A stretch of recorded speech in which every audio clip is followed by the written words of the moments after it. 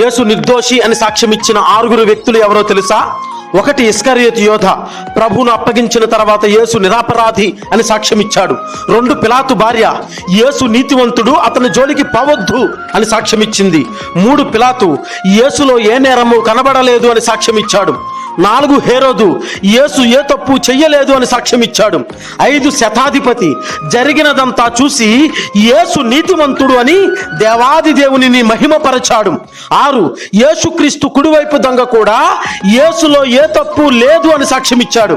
కాబట్టి ఆయన ఏ తప్పు చేయకపోయినా, ఏ పాపము ఎరుగకపోయినా మన అందరి పాపము నిమిత్తము ఆయన శిలువ శిక్ష అనుభవించాడు.